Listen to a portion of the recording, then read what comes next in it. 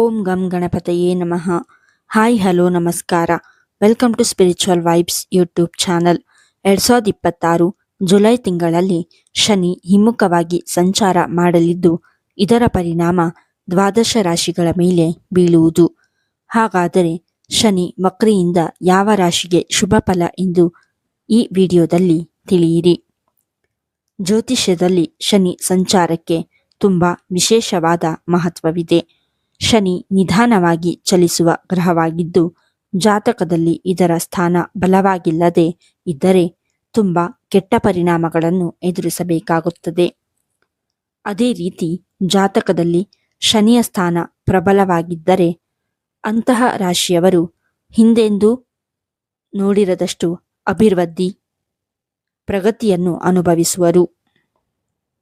ಅಂದ ಹಾಗೆ ಈಗಾಗಲೇ ಮಾರ್ಚ್ 2025ರಂದು ಶನಿ ಮೀನರಾಶಿಗೆ ಪ್ರವೇಶ ಮಾಡಿದೆ. ಫೆಬ್ರವರಿ 2028ರವರೆಗೆ ಮೀನರಾಶಿಯಲ್ಲಿಯೇ ಇದು ಸಾಗಲಿದೆ. ಇದೀಗ 2026 ಜುಲೈ 12ರಂದು ಶನಿ ಹಿಮ್ಮುಖವಾಗಿ ಸಂಚಾರ ಮಾಡುವುದು. ಶನಿ ಹಿಮ್ಮುಖ ಸಂಚಾರ ದ್ವಾದಶ ರಾಶಿಗಳ ಮೇಲೆ ವಿಭಿನ್ನ ಪರಿಣಾಮ ಬೀರಲಿದ್ದು, 4 ರಾಶಿಯವರಿಗೆ ಮಾತ್ರ ಶುಭ ಫಲಗಳನ್ನು ಕರುಣಿಸುವುದು. ಹಾಗಾದರೆ ಆ ಅದೃಷ್ಟ ರಾಶಿಗಳು ಯಾವುವು ಎಂದು ಈಗ ತಿಳಿಯಿರಿ. 1. ವೃಷಭ ರಾಶಿ. ಶನಿ ಹಿಮ್ಮುಖವಾಗಿ 11ನೇ ಮನೆಯಲ್ಲಿ ಇದ್ದಾಗ ಅತ್ಯಂತ ಶುಭ ಫಲಿತಾಂಶಗಳನ್ನು ನೀಡುತ್ತದೆ. ಯಾಕೆಂದರೆ ಜ್ಯೋತಿಷ್ಯದ ಪ್ರಕಾರ ಇದು ತುಂಬ ಶಕ್ತಿಶಾಲಿ ಮನೆಯಾಗಿದೆ. ಈ ಮನೆಯಲ್ಲಿ ಶನಿ ವಕ್ರಸ್ಥಾನದಲ್ಲಿ ಇದ್ದರೆ ನಿಮ್ಮ ಎಲ್ಲ ಆಸೆಗಳನ್ನು ಹಾಗೂ ಆಕಾಂಕ್ಷೆಗಳನ್ನು ಪೂರೈಸಲು ಶನಿ ಅನುಕೂಲ ಮಾಡಿಕೊಡುವುದು. ಅಲ್ಲದೆ ಆದಾಯದ ಅನಿರೀಕ್ಷಿತ ಮೂಲಗಳು ಸೃಷ್ಟಿಯಾಗುತ್ತವೆ. ಅಲ್ಲದೆ ಸ್ವಂತ ಹುದ್ದೆಗಳು ತೆರೆದುಕೊಳ್ಳುವುದು ಮಾತ್ರವಲ್ಲದೆ, ಜೊತೆಗೆ ಈ ಸಮಯದಲ್ಲಿ ಆಸ್ತಿ, ಭೂಮಿ, ವಾಹನ, ಚಿನ್ನಾಭರಣ ಹಾಗೂ ವಾಹನದಂತಹ ದುಬಾರಿ ವಸ್ತುಗಳ ಖರೀದಿ ಯೋಗವಿದೆ. ಜೊತೆಗೆ ಶನಿದೇವ ನಿಮ್ಮ ಶ್ರಮಕ್ಕೆ ತಕ್ಕ ಫಲ ನೀಡಿ ಸುದೀರ್ಘ ಸಮೃದ್ಧಿಯನ್ನು ನೀಡುತ್ತಾನೆ. ಜೊತೆಗೆ ಸಮಾಜದಲ್ಲಿ ಗೌರವ, ಉನ್ನತ ಸ್ಥಾನ, ಕೀರ್ತಿ ಕೂಡ ತಂದುಕೊಡುವುದು. ಇದರೊಂದಿಗೆ ಸ್ನೇಹ ಸಂಬಂಧಿಕರ ಬೆಂಬಲ ಮನೆಯಲ್ಲಿ ಸಂತೋಷದ ವಾತಾವರಣವನ್ನು ಸೃಷ್ಟಿಸುವುದು. ವ್ಯಾಪಾರ, ವ್ಯವಹಾರ, ಉದ್ಯಮ ಮಾಡುವವರಿಗೆ ಲಾಭ ತಂದುಕೊಡುವುದು ಮಾತ್ರವಲ್ಲದೆ, ವಿಶೇಷವಾಗಿ ಕೃಷಿ ಸಂಬಂಧಿತ ಹಾಗೂ ಭೂಮಿ ಸಂಬಂಧಿತ ಉದ್ಯಮಗಳಲ್ಲಿ ಲಾಭ ಹೆಚ್ಚಾಗಲಿದೆ. 2. ಮಿಥುನ ರಾಶಿ.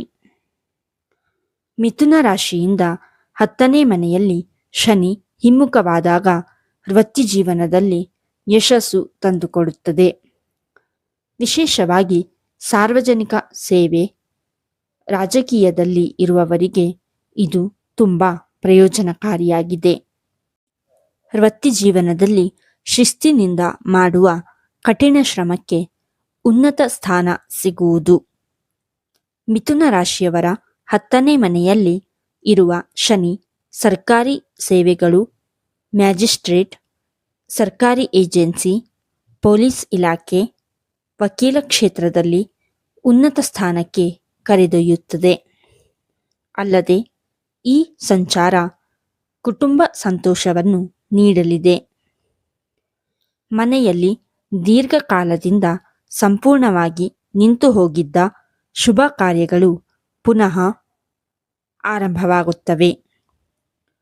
ನವ ವಿವಾಹಿತರಿಗೆ ಹಾಗೂ ವಿವಾಹ ನಿರೀಕ್ಷೆಯಲ್ಲಿ ಇರುವವರಿಗೆ ಶುಭ ಸುದ್ದಿಗಳು ಕಾದಿವೆ.